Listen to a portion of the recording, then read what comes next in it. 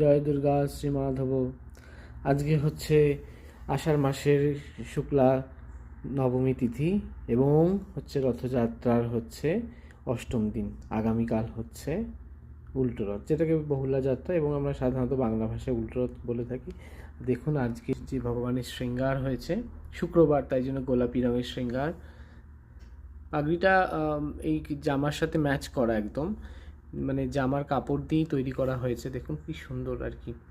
এটা যে আমাদের ঠাকুরের জামা তৈরি করে দেন, তো সেই করে দিয়েছে।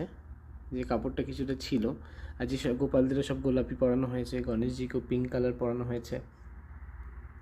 তো দেখুন দর্শন করুন, সকালবেলা দর্শন করানো যায়নি আর কি, একটু বিজি থাকার জন্যে।